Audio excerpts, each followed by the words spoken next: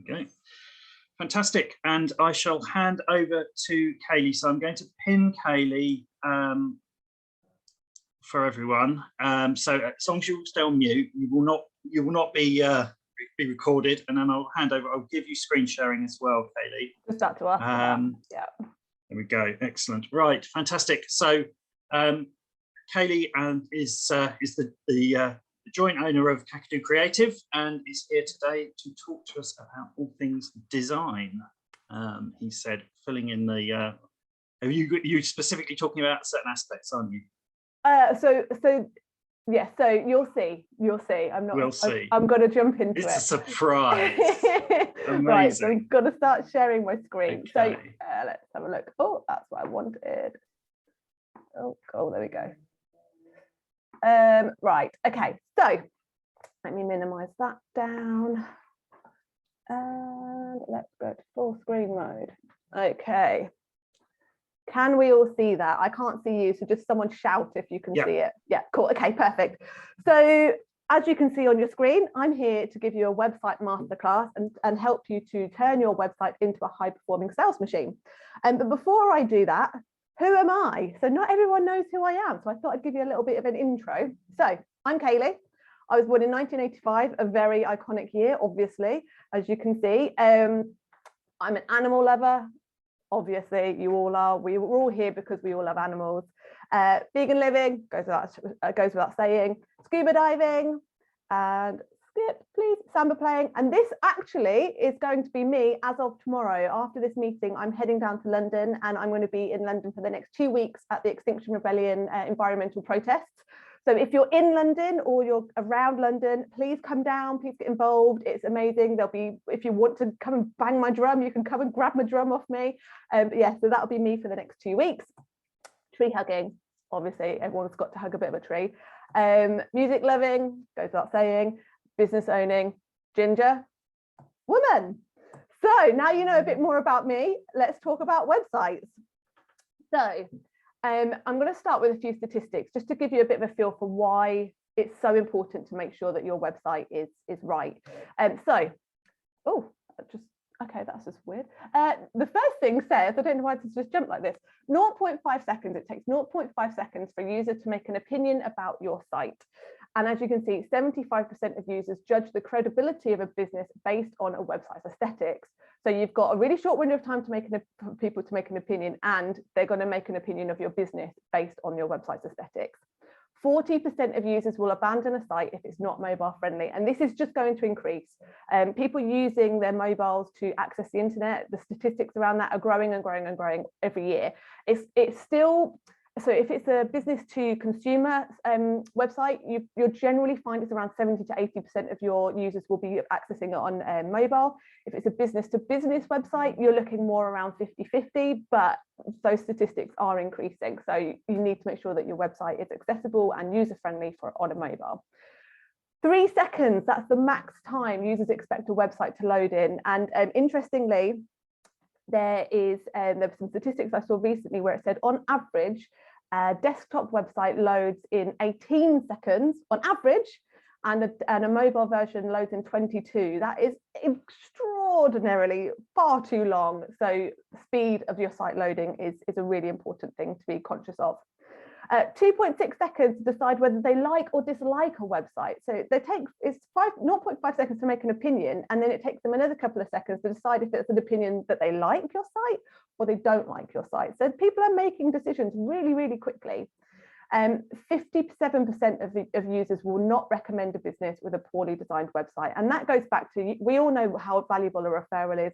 We all know how important it is when we give a referral that we're comfortable to point a contact in the direction of that business, because at the end of the day, it reflects back on us. If we're recommending a business and you know they're not very good, then that reflects on us. And it's the same with the website. If you recommend a business, you want to make sure that you're recommending someone who is good at what they do, and the website is a big part of that.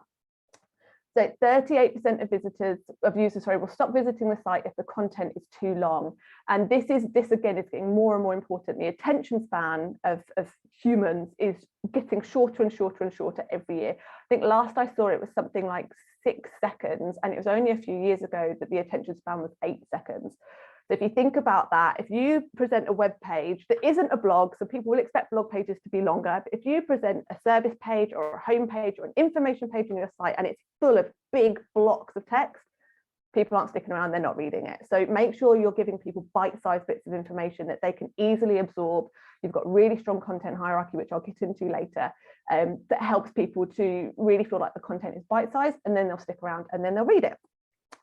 And last but not least, 89% of users will go to a competitor after a poor user experience.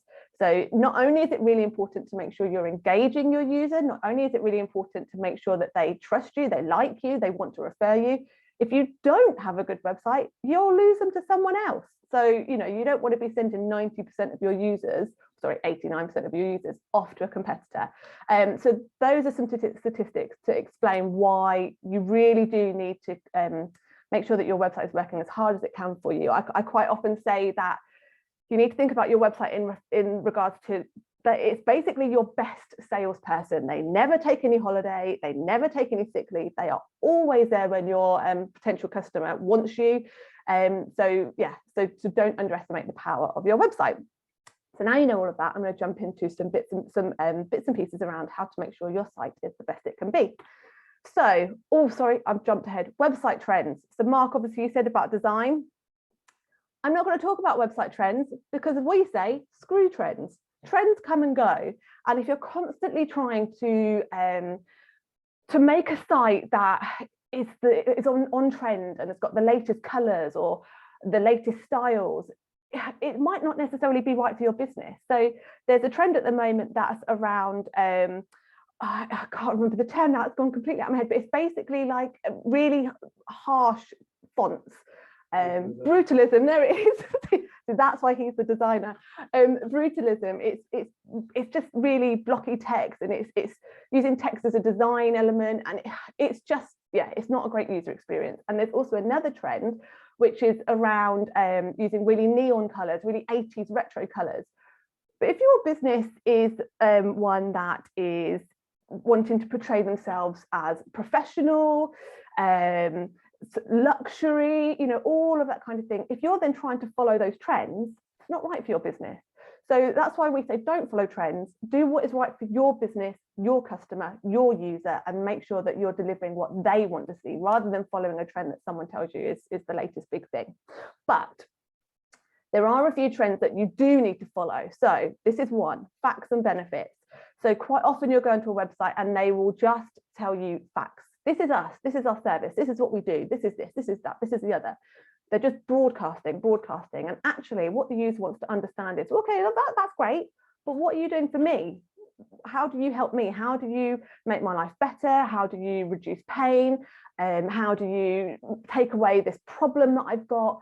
That's what they want to know. They want to understand how you help them, because at the end of the day, as horrible as it is, humans are selfish. We want to know what's in it for us. So make sure that you're being really overt and clear with the benefits that your service, your business, your products offer, and not just broadcasting facts and figures. Keep it simple. So this kind of goes back to what I was saying in regards to if content's too long. But people don't want to have to try and dig and wade through pages of content and try and work out what you're telling them. They want it to be really simple and clear. So when they scan that page, they understand straight away who you are, what you do, and how you help them. So keep it simple, keep it bite-sized, and make it easy for them to digest. Because if you don't, your competitor will be, and you'll lose them to them. Make it accessible. So this is a big one that's going to become more and more and more important as time goes on. So obviously, we're all ethical people. We understand about what it means to make sure that things are accessible. We want everyone to be treated equally and fairly, and not just people, animals.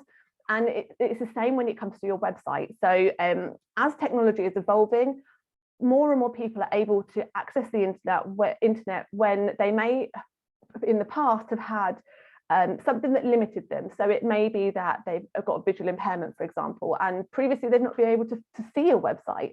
But now they're screen readers, and screen readers can obviously read that content to the user and explain to them what is on the site. And so there's really important things that you need to be looking at to make sure that your site is accessible for all, because if it's accessible for all, you're engaging everyone, and again, you're less likely to lose those people to a competitor. And last but not least, make it inclusive. So you might think that they're similar, but obviously they're not. So inclusive is talking about the fact that if you've got an audience of, you know, multiple ethnicities, multiple genders, multiple age groups, make sure those people are represented on your site. Make sure that when they look at your site, they feel like it's there for them, your service is there for them, and you're not just talking to one sort of part of your audience. And make sure that when your audience lands on your site, they feel included, they feel like you're there for them. And they are the web trends that we recommend you focus on. So the bulk of this talk is actually about 10 common website mistakes and how you can avoid them. And these are things we see all the time. So we do something called a website audit, where we will basically go in to your site and we'll analyze it from both a design and a technical perspective. And these are the 10 most common mistakes that we see all the time. And a lot of them are really simple ones that are easy to fix, or people just don't realize that they're a problem. So number one, insecure content. Now, the way to check if your site has got insecure content is to open it up and see if you see this here. If you've got this here, it means that your site isn't secure, and that means that it hasn't got an SSL certificate, an active SSL certificate. Or it may be that it's got elements on the site which aren't secure and other elements which aren't, which then create conflicts and mean that your site isn't secure. Now, you may still be able to access your site when your site says it isn't secure, but other people may see a screen like this, and that means that their website provider or their browser is blocking access to your site for them because your site isn't secure. Sometimes you can click on this advanced and you can push through and you can still visit the site, but some browsers and some web providers will completely block it and they will stop people going to your site. So check if this is a situation with your site, and if it is, get it secure. It's a really simple thing to do, and we actually have a blog on our site around how to secure your website, a blog article, sorry. Not responsive. So this is another really big one we see all the time, particularly with a Wix website. If you've got a Wix website, this is a problem that you've got. So you can see on this screen here, you've got the website page here. You've got the website page. So you've got website page on the large Mac, the screen. You've got it on a laptop. Then you've come onto tablet and mobile, and you can see where the content is now not fully displaying. It's not responded to the page.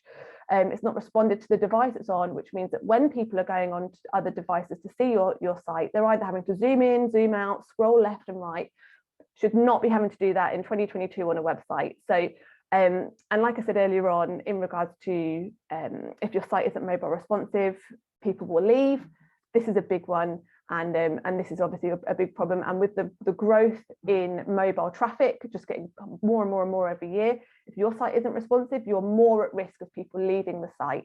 So if you're not sure if your website is responsive, a really easy way to work it out is if you open your site on your laptop or your desktop and drag the window of your screen in, either from the left or the right, and just see if the content adjusts. If it adjusts, and you scroll it all the way across and everything is still on the screen, it's all adjusted and you can scroll up and down, your site's responsive. If as you scroll, as you reduce that window, stuff starts to disappear off the screen, left and right, then your site isn't responsive and you need to speak to either your web developer and get them to sort that out. Or if you're on something like Wix, you need to find another platform. Wix is notoriously bad for this. And the next one, so no calls to action. So it kind of goes back to the thing around keeping it simple. So a user wants to really easily understand what you want them to do when they're on the site, when they're on a page and they've read the content and they're like, okay, I'm interested. What do I do next? There needs to be a really clear call to action. And quite often we've seen websites where they either don't have calls to, well, they either have really small, it'll just be like a little bit of text saying click here to do X, or they'll have none at all. So make sure that you've got calls to action. Go through your pages and look at them with the user's eye and look at them and sort of say, if I was scanning this page and I was trying to work out what my next step was, can I see it really clearly without having to read all of the text? If the answer is no, then you need to do some work in adding some calls to action. If the answer is yes, then great, you've got this one ticked off. Broken links.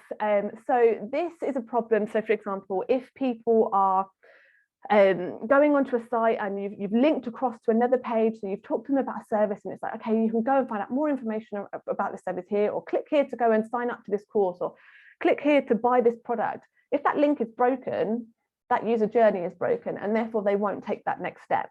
So there's a tool on the end, at the end of this proposal at the end of this presentation, there's actually a link to a resource where you can enter your website in, and it will scan your website for free, and it will tell you if you've got any broken links on there. So I'll get to that one at the end. Wide line lengths. This is one we see all the time. Now, wide line lengths, it isn't the length of a sentence, it's literally the length of the text on the screen. And this is a perfect example, so you can see how wide this is across my screen. We see this all the time. And because we see it all the time, this is why we think that other people keep doing it, because they see it on other sites and they go, well, they're doing it, so that must be fine, so I'll do it. And actually, this is really, really bad for user experience, because subconsciously, it's really, really hard for the eye to run all the way across that wide length, and then for the brain to work out where it's coming back to. So it's read all the way along here, and then it's like, okay, I need to come back to the next line. Where's the beginning of the next line? Not so bad on the first bit, but as you're getting deep into a paragraph and you're over here, your brain struggles to work out, okay, well, where am I getting back to? Realistically, you want the width of your text to be no more than sort of 800-900 pixels, because it's just easier for the eye to bring itself back to the beginning of the next line. So just have a look through your site, and if you've got these big blocks of wide length text, you need to get those shortened back down. And then the next one.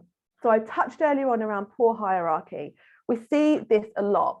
So this is actually a really good example of hierarchy, in that straight away your eye is pulled into this. You will read this first. It's the biggest thing, it takes the most amount of space, it's the most eye-catching thing, so your eye is straight away drawn to that.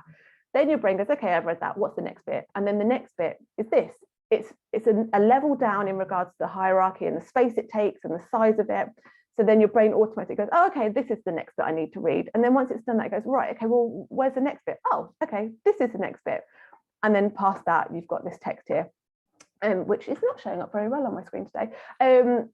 But yes, so that's what we mean by hierarchy, making sure that you've got really clear headlines, subheadlines, paragraph copy, really clear calls to action that make it really easy for the eye to scan through the page and understand what is the most important thing it needs to read, and then goes along through that. And it's the same with imagery, with text, with buttons.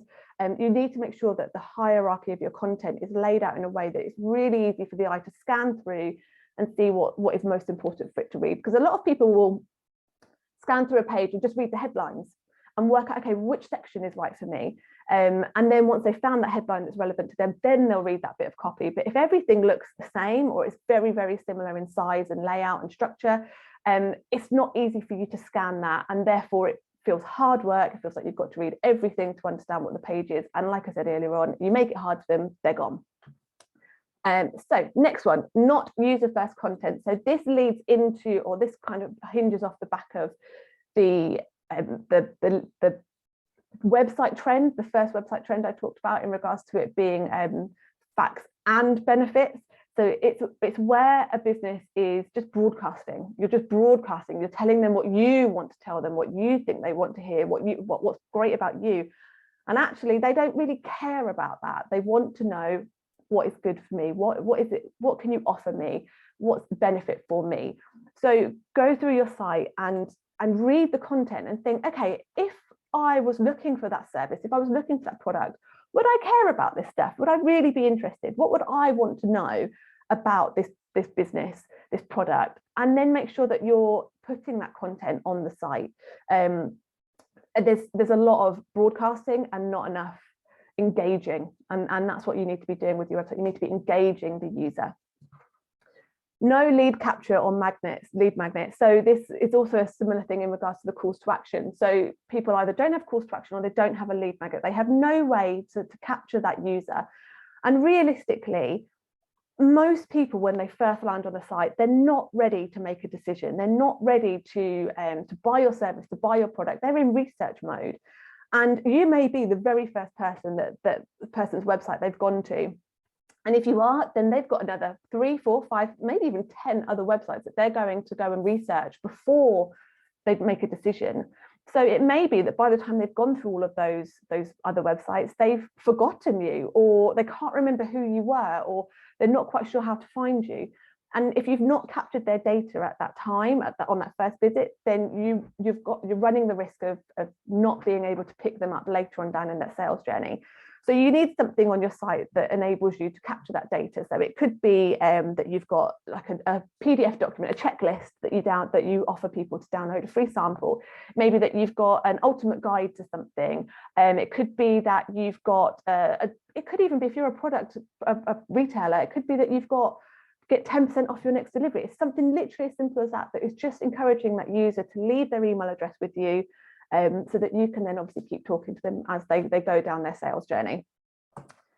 Here we go. Here's an example of a lead magnet. We've actually got an article on our site, which was written by the lovely Sam from Zebra Admin, who isn't here, unfortunately, because she's not well. There is an article on our site written by Sam that talks about lead magnets, how to make them, ideas of what they could be. So at the end of this presentation, there is a page that has a few resources, and there is the URL for our blog where Sam's article is. So make sure you screen grab that at the end.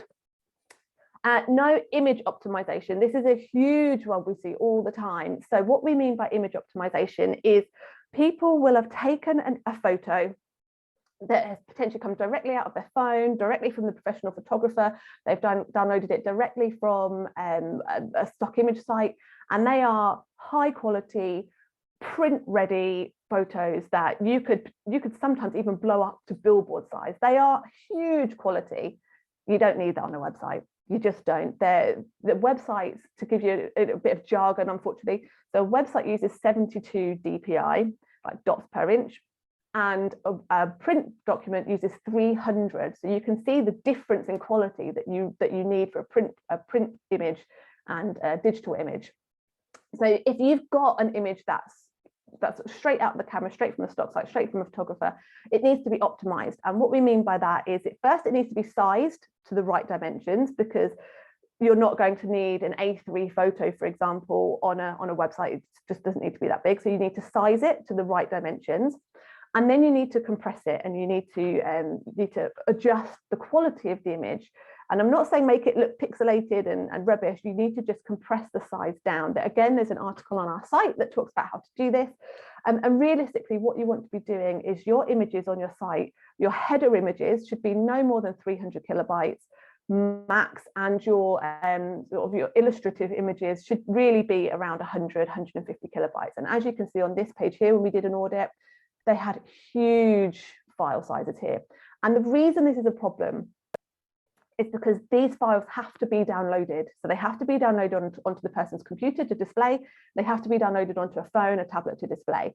It's an automatic process. You're not having to obviously physically click download, but it's something that's done in the background. And obviously the larger the files, the more power and energy it takes to download these files, and the longer it takes. So if you think about someone accessing your website from their phone when they're out and about, I mean, most people don't get 3G anymore, but let's say worst case scenario, they've got 3G and they're trying to download these files. It is going to take forever. So this is why image optimization is really important, because again, it ties back to the stats I was saying earlier on. People expect a site to load within 3 seconds. If it's taking more than that, they're gone. And your images and your videos and all the rest of it that you put on the site that weigh the site down are all things that mean that you are really unlikely to hit that figure unless you optimize them, unless you integrate videos through embed codes, for example, rather than hosting them directly into your site. There's a few things that you can do, but image optimization is one we see all the time. And last but not least, automated meta text. Now, this isn't technically a web design thing, but this is something that we see a lot. And basically what it is sites have been built, and the meta description and the meta titles haven't been set in the build. So this here, to give you an idea of what meta titles and meta descriptions are, this bit here in the purple, this is a meta title. And this bit here is this sort of text down here is the meta description. And if you don't set these in the back end of your site, what happens is the search engines decide what they want to take off of that page and deliver onto the search engine result page. And quite often what we see is, if you haven't said it, you'll quite often see listings on Google, which you put in a search term, you've got a list of results. And if this meta description and meta title hasn't been set, what you'll quite often see is just some random sentence from the middle of the page, which means nothing. Or you'll just see in the meta title, it will literally just be the company name. Or in the meta description, there'll be like the privacy policy details or the address. And let's be honest, if someone has put a search term in and they have been given a page of results, and the result for your business is just your company name and your privacy policy or your address, are they going to click on that? No, they're not. They want you, this is your first opportunity to sell to them. They want you to tell them why they should click on your search result rather than your competitors. And this is why it's really important to make sure that your meta description and your meta titles have been set. And if you're on WordPress, there's a free tool called Yoast, which you can download and integrate, so you can integrate into your site. As a plugin, you just switch it on, and then for each of your pages, you can go in and it has a really simple way where you can set your meta titles and meta descriptions. I'm going to skip through this because we've not got much time. Okay, so this is what I was saying in regards to extra resources. So I mentioned a couple of times the fact that we do a website audit. If you're looking for some advice on your website, what we do is myself, Lee, and our developer, we manually go into your site and we have a look through it, and we work out some areas for improvement. And then I record a 15-minute video up to around 15 minutes where I talk you through the things that we found and give you some advice specifically for your site. So that's that resource there. This is the blog. This is the link to our blog, where obviously I've mentioned a few articles that we have on there already. There's dozens of articles on there with all sorts of information that can help you with your site, not just with your website, but your branding and just general ethical business. This is a performance checker. So if you're not sure if you haven't got optimized images on your site, if you run a few of your URLs through gtmetrics.com, it will tell you if you've got unoptimized images. So that screenshot I had where I pulled out the rounder with the 3.56 megabytes, whatever it was, that's a screenshot from GTmetrix. It will tell you whether you've got unoptimized images. You'll run your site through, and then you'll look at the bottom. There's a few bits of sort of what it tells you needs to be done on your site. And if it says, oh God, it's going just completely out of my head. Something like, it's gone. It's gone. Something about, oh, if that's it, it's come back. Avoid enormous network payloads. If you see that, you've got unoptimized images. And broken link checker. This is the one I was saying earlier on. ahrefs.com broken-link-checker. And that will tell you if you've got any broken links on your site. And I think, yep, that is me. So I'm going to stop sharing my screen so I can answer any questions you may have. Fantastic. Thank you, Kayleigh. That was hugely informative, and I'm sure everyone's taken something from that. We've got about 10 minutes, so if anyone's got some questions for Kayleigh, if you want to ideally use the raise hand icon, because then I get you in the right order, but otherwise I'm going to switch to gallery so I can see everyone. Wave at me, and we'll put some questions to Kayleigh. In the meantime, I guess while people are having a little think, because there was a lot of information in there. When you do your audits, how often do you find that sort of actually there are minimal issues, or is it pretty much always issues of some sort? There's pretty much always issues. I think I don't even know how many. I'd say probably around 5 to 10% are basically you're all good. Maybe tweak this little thing, but you're all good. But the vast majority have got issues. But I guess you could kind of say if they didn't have issues, they wouldn't be asking for an audit. So that might be why we see so many. But yeah, pretty much every single one. No, that's fair. I mean, I guess, but then I suppose also, you know, you think, oh, my website's probably fine. I'm gonna prove it. Yeah, it is, but it's always when we have the ones where they're basically perfect, you always go, oh, what do we tell them? It's like, what's the problem. There isn't. But then we just say, look, you're all good. You know, you're good. You're sorted. These are the problems we'd normally look for. You're all sorted. And the biggest ones the big ones we generally always see: the wide line lengths, the bad content hierarchy, or basically no content hierarchy, unoptimized images, and slow. They are the 4 big ones, and they're really, really important, and they're the ones we see all the time, which is quite scary, because they should be ones that, as standard, sites are built in a way that you don't have those problems. But yeah, they're ones we see all the time. Yeah, I mean, I guess once you get those things fixed for sort of new content, it almost gives the business owner kind of a template, doesn't it? Once they know how it should look, to say, actually, if they need to change or create something new, it's kind of, this is how it should fit together, and this is how it should look, and all the rest of it. But if you've started from a website builder, they're not great, are they? I mean, they're good for getting you up and running, but I've certainly seen some of the issues you describe.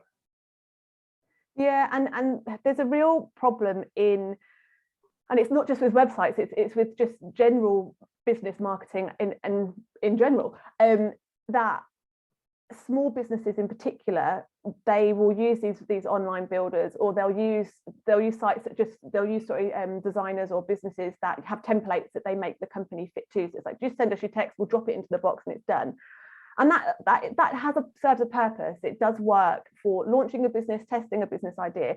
But the problem is that the more sites that are built like that, the more other businesses see sites built like that and think, well, that's the way that you do it, because there's so many sites out there that do it that way. But I would always say, yes, there are lots of sites out there that look like that because of the things I've said already. But if you look at the sites where they've had investment put into them, if you look at, you know, professional sites of big name brands, that any of them look the way these small business websites look?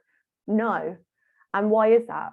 Because they're built properly, they're built professionally, and it's not even the much that they've spent a load of money on it. It's the fact that they've actually gone and done it properly, and they've used someone who knows how to design it, and it's been designed for that business rather than making the business fit to them. And it's the same with an advert. So I was talking to a guy recently who's looking to do a mail out campaign, and he sent me the artwork that he was planning to put in it. And I was chatting through it, and I said, talk me through why you've done it like that. Talk me through why you've put that content there. Talk me through why you've written that copy. And he said, oh, because I've been saving all the ones that came through my door, and this is the way they did it. And I was like, yeah, I know, because that's what happens. You all copy each other, and then you just compound the issue. You're all just copying each other, and you're all doing it wrong. And I said to him, but it's not your fault, because you've never been trained. I spent 10 years in advertising. Like, I've had years and years of training. I know how to lay this stuff out. Lee, you know, has done his degree. He's worked for decades in design. He knows how to do it. And so we've got these skills. And so I said to him, it's not your fault. It's not like I'm going to tell you off, but you've just not had that experience. And so you've copied what other people have done, and they've copied what someone else has done, and they've copied what someone else has done. And you all just end up with, something that doesn't quite work. So it's a frustration. But I want it to work for people. That's why I get frustrated when I see it. I'm like, I want it to be good for you. So I want to tell people how to do this stuff so that they can do it, and we can, you know, stop just following the same problems that we just keep doing. That's very fair. That's very fair. Excellent. Okay, Mitali, you've got your hand up, so I shall let you ask Kayleigh your question. Hello, my lovely. Hope you're doing well. Hello. It wasn't really a question. It was just more of a comment. So, you know, Fiona, my copywriter, she's just been spending some time over the weekend just going into the back end of my website and doing all the stuff that I hate and gives me a headache, you know, hooking things up to ActiveCampaign and Stripe. And she said that it was one of the most beautifully made and cleanest sites she's worked on in years. So just thought I'd let you know that. So for those, by the way, Kayleigh did my website before you wondered why I'm saying that. Kayleigh and then we go, what's Kayleigh got to do that? No, they created both my websites. So yeah, she was just like very complimentary, said it's so clean. She kept saying clean, so it wasn't, and she's not even talking about the front end, she's just talking about the back end. So it's just clean and neat, and she's so used to going into websites where there's plugins and themes and everything's conflicting with each other, and she was just like, it's so nice and clean and tidy, and yeah, just so I let you know. Thanks. Oh, good to hear. Yeah, no, that is a problem. I mean, Natalia, we've talked about this a lot, haven't we, in regards to the sites that you'd had before. They were just loads of plugins. Yeah. This is another problem. So obviously I talked about images weighing down a site and making them slow. Plugins do the same. So the more plugins you've got, the more code and HTML requests that servers have to deliver in order to deliver that page, and the more it's having to do, the more it's having to pull together, and the more it's having to process, again, the slower it is. So that's why we always try and have a really clean build, because it just means it's optimized from both the front and back end. Then it's fast, and then your users like it, and then they stick around, and you're more likely to convert them, and yeah, it all adds up. Similarly, I know when you did my site, you stripped a load of plugins out as well, and you did that for exactly the same reasons. So yeah, that's good. Excellent. Good to hear a live testimonial there from Natalia. And I mean, similarly, you know, very happy, as you know, with my site, and both in terms of the technical functioning and the visual design. So yeah, definitely very good. If anyone's thinking about getting their website redone, definitely go to Kakadu. Thanks for the testimonials, guys. Pleasure. Excellent. Has anyone got any other questions? We've got a couple of minutes before the end. Samantha.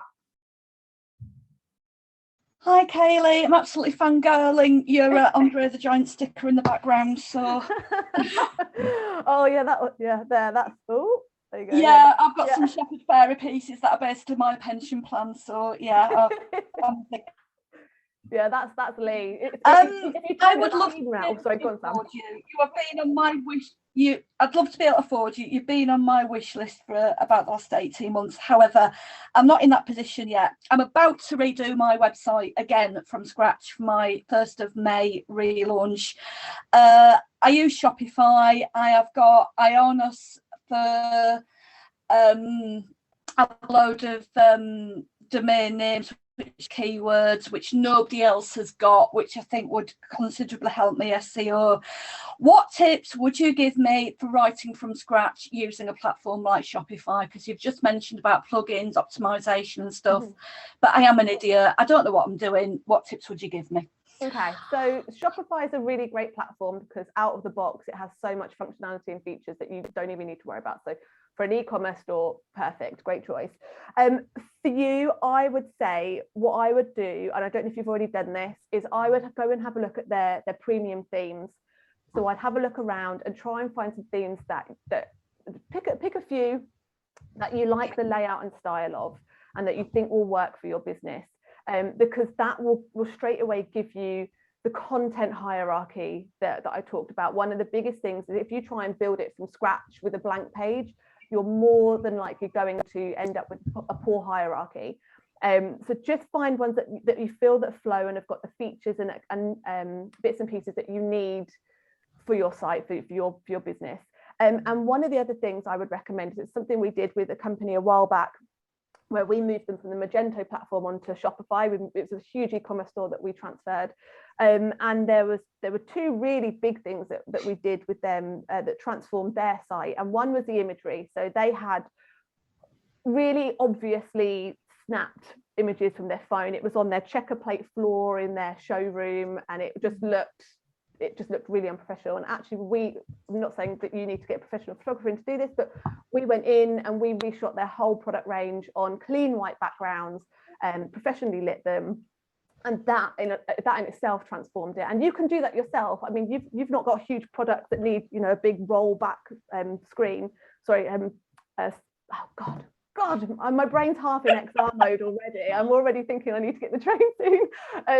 Yeah, no, you don't need a professional big rollout backdrop. You could get a cheap photo cube. You can get them from Amazon or eBay. Just get a cheap photo cube. They've got really good lighting at the top.